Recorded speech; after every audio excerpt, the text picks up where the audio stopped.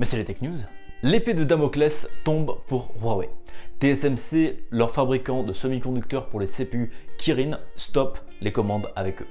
Cela fait suite à la loi américaine obligeant les fournisseurs d'entreprises américaines de ne pas travailler avec des fournisseurs chinois impliqués dans les scandales récents d'espionnage américain. C'était quelque chose qui était bien entendu attendu suite à la sortie de la loi et Huawei a jusqu'au 14 septembre, fin de la production TSMC, pour trouver de nouveaux partenaires. Pour l'instant, les alternatives sont maigres pour Huawei, soit passer par Qualcomm pour créer leur propre puce ou soit passer par SMIC, donc SMIC, la deuxième usine chinoise permettant de faire des semi-conducteurs. Bien sûr, ce n'est pas la meilleure vu que ce n'est pas le premier choix de Huawei. Ce sont donc des heures difficiles pour la marque Huawei suite à l'espionnage du gouvernement chinois depuis cette marque. Vous ne pourrez plus voler nos données comme ça. Impossible. Vous avez voulu doubler la somme qu'il y avait dans votre portefeuille Bitcoin grâce à Elon Musk, Donald Trump ou encore Bill Gates. Eh bien, sachez que vous êtes fait tout simplement avoir.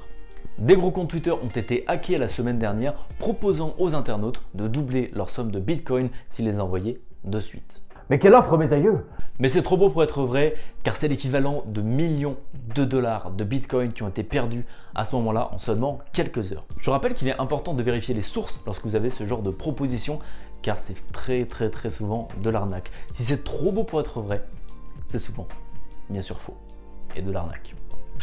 La faille viendrait de l'employé Twitter, contre rémunération très certainement d'un bon paquet de petits milliers de dollars, a laissé s'infiltrer ces hackers sur la plateforme d'administration du site Twitter. Mais fort heureusement, ils ont fait plus de peur que de mal, car grâce à cette administration, ils auraient pu faire énormément de dégâts sur Twitter, comme par exemple supprimer tout simplement tous les comptes Twitter. Voilà. Donc tout simplement la mort de la plateforme, car plus aucun abonnement, plus aucun follower, plus aucun tweet, rien du tout. Après, quoique, ils auraient peut-être pu supprimer un petit compte de Donald Trump, voilà, oh, qu'est-ce que c'est? Pas grand-chose. Vous avez envie de passer votre vie sur Gmail, en tout cas à l'entreprise, et bien c'est ce que la nouvelle refonte de Gmail vous propose, avec une plateforme orientée entreprise, avec tous les besoins de l'entreprise au même endroit, bien sûr, propulsé par des produits Google. Salle de chat, visioconférence, outils de gestion de projet, vous allez avoir toute la suite nécessaire pour faire tourner votre entreprise directement dans Gmail. C'est peut-être l'heure de dire au revoir à Zoom, Slack ou encore d'autres choses comme Trello ou Asana pour la gestion de projet et la vie de votre entreprise. Mais pas si vite. Tout n'est pas très rose parce que bien sûr, avoir autant de fonctionnalités, il faut un design qui est béton derrière. Et bien c'est pas ce qui nous est forcément proposé par Google ici. On a des choses qui sont quand même plutôt compactes et complexes à regarder au niveau visuel. Et donc l'interface est un petit peu atroce, je dirais. Dans tous les cas, si ça vous intéresse, vous allez vite pouvoir le tester car il arrive dans un premier temps sur mobile et ensuite sur navigateur web, comme on le connaît tous actuellement. Vous allez pouvoir tester la majorité des fonctionnalités, savoir si cet outil est pour vous ou si c'est juste des features en plus que vous n'allez pas utiliser, comme à peu près 90% des personnes sur Gmail aujourd'hui. Après, l'avantage de tout ça, c'est que vous allez avoir une interface aussi bordélique que chez vous pour vous sentir comme à la maison.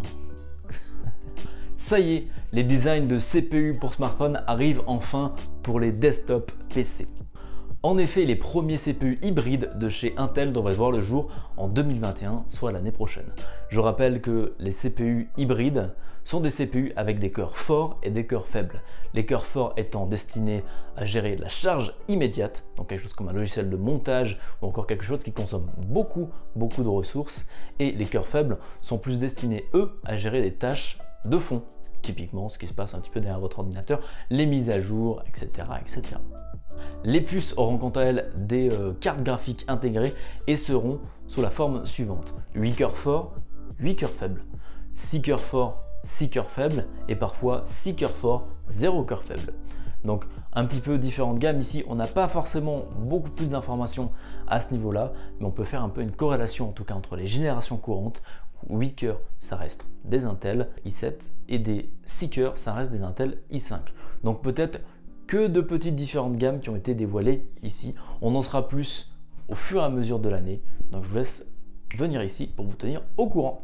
En tout cas, Alder Lake va souffler un vent de fraîcheur un petit peu sur le domaine des CPU qui n'a pas connu de renouveau depuis Ryzen maintenant, soit 2017, presque 4 ans maintenant.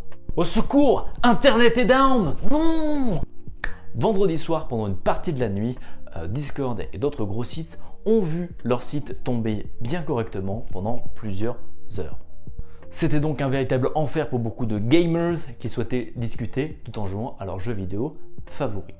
Visiblement, le problème venait de Cloudflare, c'est un service utilisé par beaucoup de gros sites, donc du moment que ce service-là tombe, eh bien tous les gros sites forcément ne marchent plus forcément.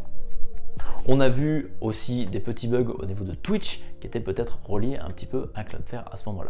Donc ceux qui étaient en stream et qui ont gardé leur stream ouvert, tout allait bien, mais par contre ceux qui ont essayé de venir sur la plateforme à ce moment-là, eh ben, ont eu une petite surprise en voyant que Twitch ne marchait pas forcément bien. Et vous me dites du coup Cloudflare, mais qu'est-ce que ce service, Kristen? Le service le plus connu de Cloudflare, c'est celui de CDN, Content Delivery Network. C'est-à-dire qu'on met en place des ressources sur Cloudflare et Cloudflare se charge de le distribuer partout dans le monde. C'est quelque chose qui est très important au niveau des sites, notamment des gros sites, pour avoir une vitesse optimale de chargement partout dans le monde. Parce que si nous, aujourd'hui Européens, on va taper des serveurs américains, on a de la latence supplémentaire, donc du temps d'attente pour l'utilisateur, ce qui est très mauvais pour le site. Donc c'est pour ça que le CDN est utilisé un petit peu de partout et que les sites avaient bugué.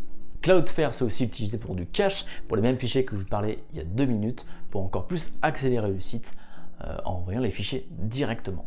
Donc je le répète, Cloudflare est un gros service utilisé par beaucoup de sites sur Internet. Donc forcément, si lui est down, beaucoup d'autres vont l'être aussi. En tout cas, j'espère que ça ne vous a pas trop impacté vendredi soir et que vous avez pu passer votre soirée tranquille avec vos amis.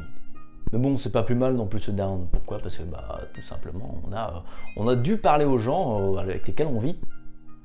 Voilà. I had to talk to my mother. That was so bad. Le i9 du pauvre arrive dans nos magasins et à un prix particulièrement attractif. Ce processeur sera proposé au prix de 472 € et quelques centimes. C'est un segment qui est particulièrement important pour Intel car il vient concurrencer la puce AMD R9 3900X qui tout simplement n'a pas de compétition aujourd'hui.